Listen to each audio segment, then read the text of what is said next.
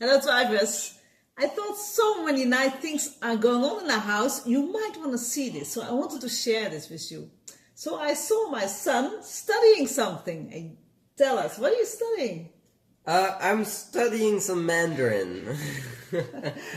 Wow, that sounds really complicated. So why are you studying it? They might want to know it. Sure, yeah, so, hello everyone. I'm studying some Mandarin because I'm going abroad and, all by myself, and it's for my international business minor. It's for a program where I'll learn entrepreneurship and innovation, and, I think it'll be very exciting for me, and that's why I'm learning some Chinese right now, right? Mandarin. So where are you going? I'm actually going to Hangzhou, more specifically in China. It's a coastal city, and the university there actually is has a few startup companies that started up there. I don't know if you all know, but Alibaba was also started up there in Hangzhou, and if you all know the founder Jack Ma, he I believe he also was he wasn't there in Hangzhou when he started up the company, and now the company is at least $40 billion. So I get the opportunity to also go and visit the company when I'm there, and any other startup companies in local neighborhoods. So I think I'm really excited. Yeah. So you're gonna visit Alibaba then? Yes, I am going to visit Wow. Alibaba. Yes, yeah, Nice. yeah. So what else are you gonna study and learn there? I'm also going to study some Tai Chi. So we'll see how that goes. And yeah, I'll also learn some Chinese or Mandarin there as well. And but I'm already studying ahead of time to make sure that when I'm there, they'll at least be somewhat, impressed. Yeah.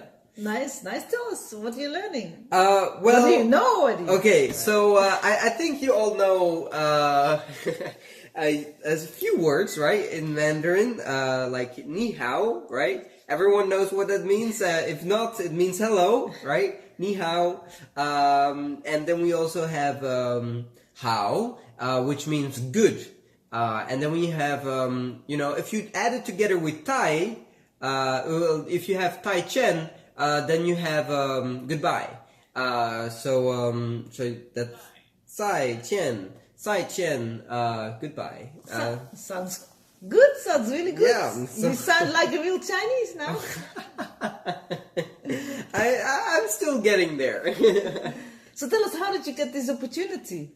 Okay, so, as I said before, it's for my international business minor, and thanks to my Bright Future scholarship, I really have most of my expenses covered.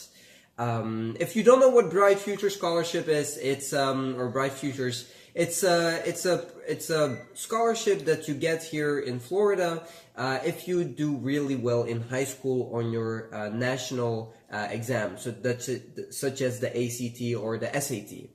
And I did well. So so I was able to get 100% Bright Futures, and now because I'm going to China, my tuition is like waived, so I don't have to pay for that. So it's like 1,500 waived. And then we have like living expenses, of course. This is also waived because it's included within the program. And then during the program, I'll also be like given food, of course. So that's also covered. But then, anything else, if I want to buy anything else, or I would, of course, need to be responsible for that myself. And the flight ticket I would also have to buy myself.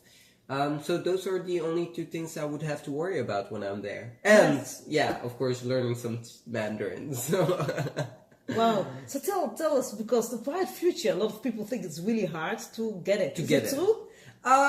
If you put your effort and really do hard work and work your ass off, then you can get it. I mean, I came here to the US. I don't know if you all know, but I'm from Belgium. You know, we all lived in Belgium. And when we came here in the US, my ACT score was actually 18 out of 36, which is half of what's... And it's not good enough to go to university, right? No, not even good enough to go to university. So I was really behind, and I was like in 10th grade right then. Yes. And I had 2 more years for me to get better, right, in the ACT, and to be able to get a bright futures. And finally, by taking it more than 10 times, I was able to bring my grade up. Yeah.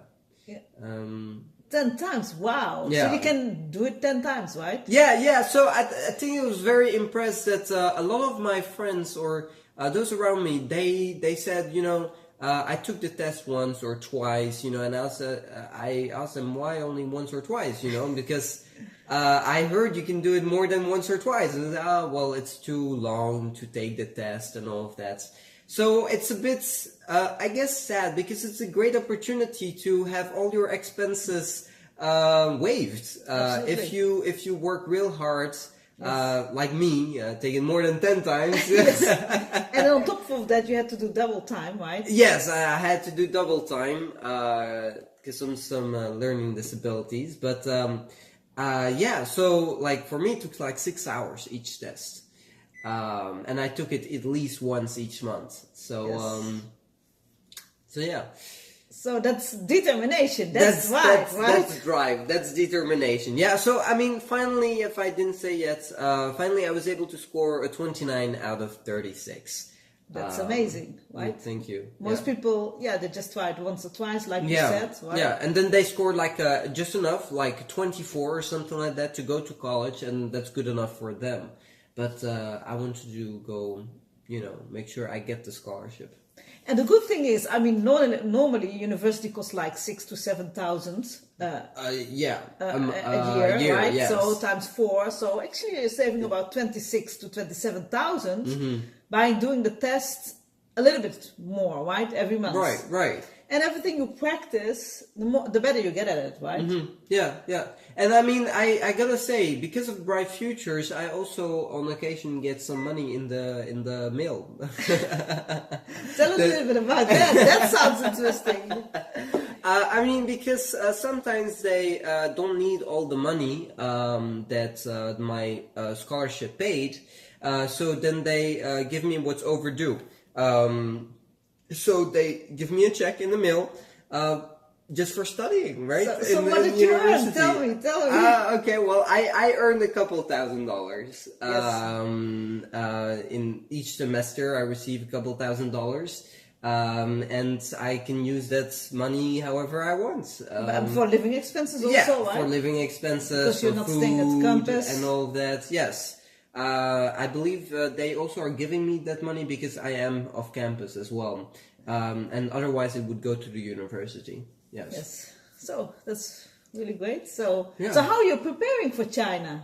So I'm preparing for China by studying and by understanding what I'm getting myself into. Because it's very scary. I gotta say, I'm a little bit scared because it's a country I've never been to, like I said. And I had no idea what to expect. So what I did is I watched a lot of videos when I knew that I was gonna go to China. I watched like 3 or 5 days straight videos about China, you know, what the culture is, what are they doing, what should I be aware of, what are the scams out there, you know, like also like some negative things, but also good things, right?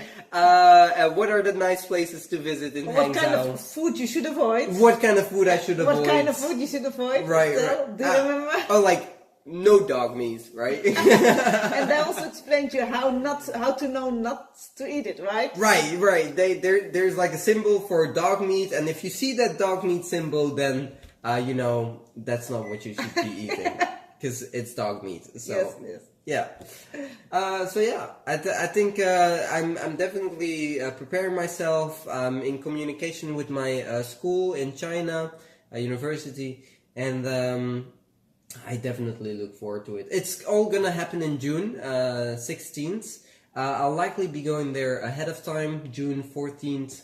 And then it's a 3-week program until July 7th. So Yes. yeah. And what are you going to do after that? Yeah, after that, actually, my parents suggested to meet me there. So I think we'll, after that, also do some sightseeing. I guess I'll be a guide, right? Because I've been there for at least 3 weeks. Yes. So I'm the guinea pig, you can say that. I always thought like, you know, I always wanted to go to China, see the, you know, of course, visit the wall, the Great Wall in the Great in Wall. Beijing and everything. And I thought, okay, this is the perfect occasion. Yes, You're there it is. already, right? So why not go there, right? Right, So right. sometimes you need to take the opportunities in your life that are just, you know, coming by, There. right? Yes, of course. So thank you for letting them know, because Yeah, I of thought course. this is such a. Are you going to post more on it on your? Yeah, I'll keep you guys updated on my YouTube channel. So please subscribe to my YouTube channel, Samuel Rahman. And I look forward to see you there. And I hope you enjoy my journey.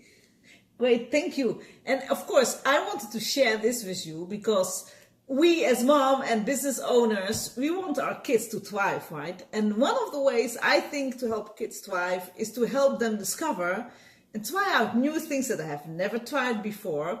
So I definitely encouraged my son to go to China. There was other possibilities as well, other countries as well, but China is going to be challenging and fun and exciting and adventurous, and at the same time a very great learning opportunity. Of course, yes. So for the moms out there, I would definitely recommend you, number one, make sure your kids and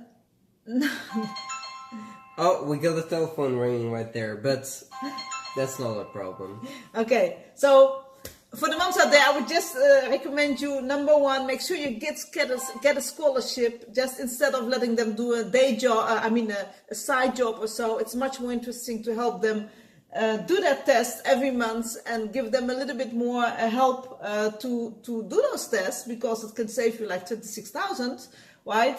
And motivate them to do it instead of taking a side job. And then, of course, why not take a minor in international business so that they can also go abroad on the cost of the scholarship and even broaden their perspectives. So that's what I want to share with you. Thank you for your input. Yeah, you're very welcome. And Tai Chen! Tai Chen!